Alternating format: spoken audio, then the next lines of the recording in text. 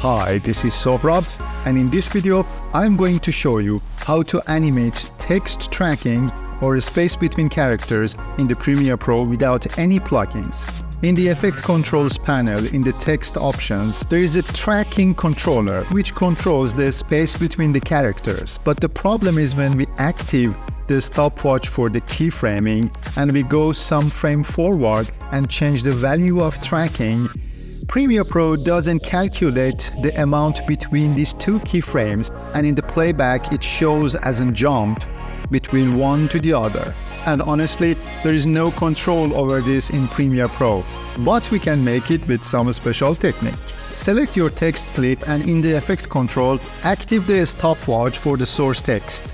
With arrow key, we go one frame forward and change the tracking amount to the 20. And we going on with that key one frame further, and again we add 20 units to the space value.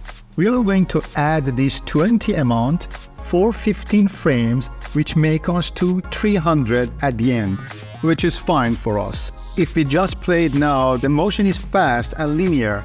Now we can make it better with the slow motion. Now we have to right click on the text clip and change it to the nest. From there, again with right click, we choose speed duration and we reduce the speed to 40% and change the time interpolation to optical flow. Now we need to render it to see the result, but still it is not slow enough and it is not smooth enough. So we are going to reduce the speed to 10%. Although we have much better movement, but there is a problem happen in the edge of the text. And this is because of the optical flow algorithm. In order to fix it, we have to go to Effect panel, in the Video Effects, in the Obsolete group, we are going to choose Blend Effect and we will add it to the nested clip.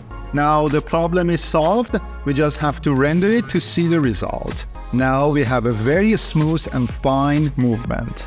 And now we don't have any limitation, we can change the speed down even to 5%. We can add a very beautiful background, and finally we can have a very nice and cinematic title. Hope you find it useful, and if you like to know how I create the color for the background, you can check the video about change the day to night in the Premiere Pro. And thank you for watching.